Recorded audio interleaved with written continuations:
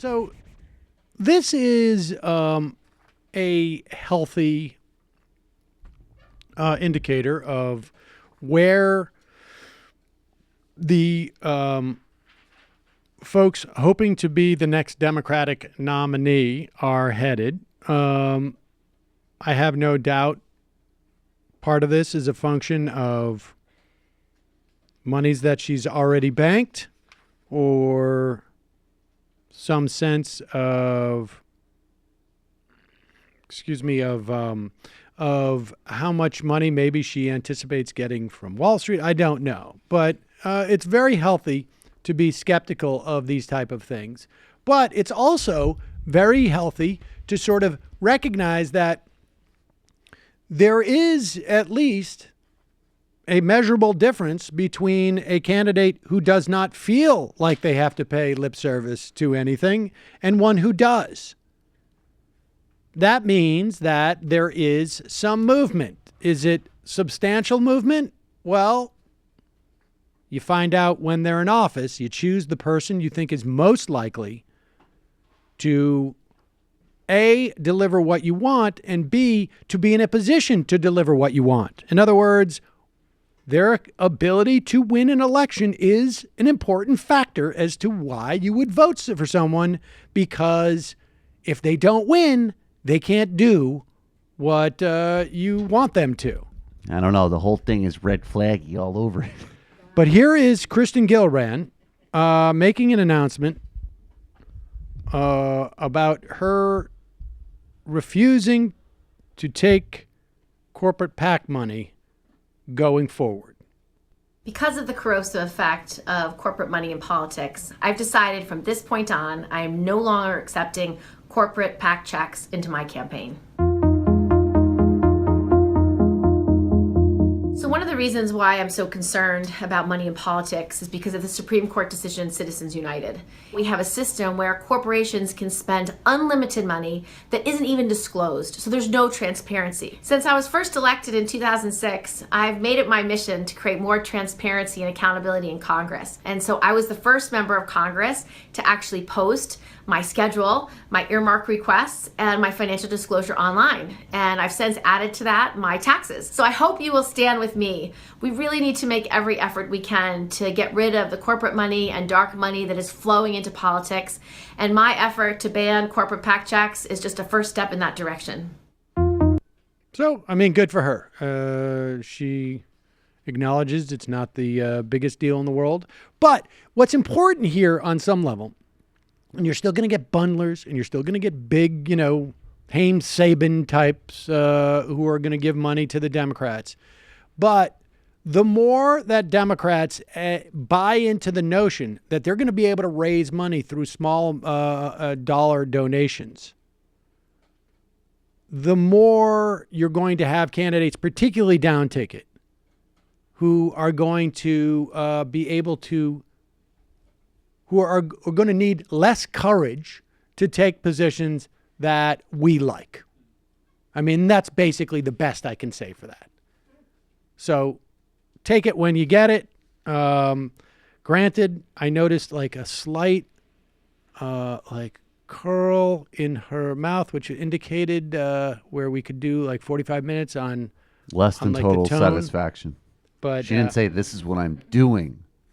I was just very, I don't know. It just her didn't use register of the subjective tonality. verbs in there was a little bit suspect, but yeah, I thought it was red flaggy all over no, it. but take it for what it's worth. It's a good sign, and it's going to force, frankly, the other 2020 contenders. I imagine Booker and Kamala Harris, 2 minutes after that video was released, were telling their staffers, "Where's my video?" to do the exact same thing, and or maybe I'll do it on Instagram. Oh, there you go, boom. Hi, I'm Cory Booker, and I am you. an absolute, complete, and utter corporate whore. You know what? Watch this. You know what is amazing about that? So I am Kirsten completely Gillibrand came out with that yesterday, right? Yep. This story, look at this. Where is this? In the Washington Examiner? Is that where it is? Yeah. This story comes out at 1:02 a.m. last night.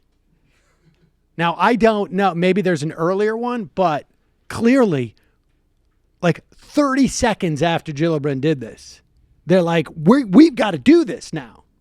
And look, to the extent that there is value in not having a candidate take money from a corporate PAC, good thing just happened.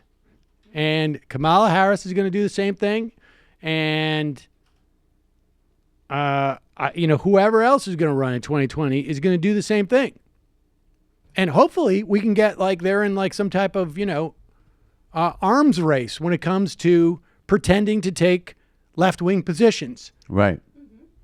And then... Sorry. I don't want to say they're bending the knee because that phrase is violent, sexual, and triggering, but I'm optimistic. Shows that maybe we're having the effect we want. The first thing is that they're bending the knee, which is great. And then the second thing is that I think that the next thing to anticipate, and I talked about last night, is this United States of Care. Like, the next wave is that I think there will be a lot more sort of PACs and AstroTurf things to specifically muddy the waters. Like, the ship has sailed and like even the worst people are going to pretend to be good. And now what we're going to have to deal with is a lot of PR and propaganda into like, well, wait a second. What do you mean by Medicare for all? What do you mean by this? So that people are really specific. I think United States of Care is like exactly that type of effort to help provide an infrastructure for distorting what people's actual positions are. Criticized Andy Slavitt, who is the head of this, that United States of Care on Twitter, for using access, universal access. Now, and I don't want to speak for Matt, but I imagine what Matt was talking about is like, that's what we hear from Republicans all the time. Access. Now, everybody, and I think at one point Bernie Sanders said, well, you all have access to buy Donald Trump's house. Now all you need is millions of dollars. And so Andy Slavitt responded, with respect, before access was co-opted and attached to universal, it was one of the three universal virtues: cost, quality, and access. In the 44 administration, that's Obama, we talked about it daily as a goal. I had a whole series of responses that I was going to launch into, but I simply said, I suggested if you're aware success means something different than it did years ago, access, that you avoid using it. And then he said, well, it tested well, which I also think is sort of a dubious when your response is that, what worked well with the focus groups. I think you might want to revisit that. But the bottom line is that I don't know what that group is purporting to I don't even know what the goal is. But the idea that there's going to be some type of bipartisan response to healthcare that is going to be even slightly up to the task of, we had an all Democratic response to the healthcare problem, which is in many respects not nearly up to the task. Expanding Medicaid, that was good. Creating a set of definitions of what actually constitutes insurance and what insurance companies can't do, also good. There's a way to ensure that you don't have to impose that definition on third parties, and that is by making it Medicare for all. But that concept of what constitutes insurance, it's good to get out there. But the rest of it, completely not up to the task. And so if that is what happens when you have a Democratic supermajority, how in the world is there going to be a better solution from a bipartisan effort? How is that possible on the most sort of rudimentary sense?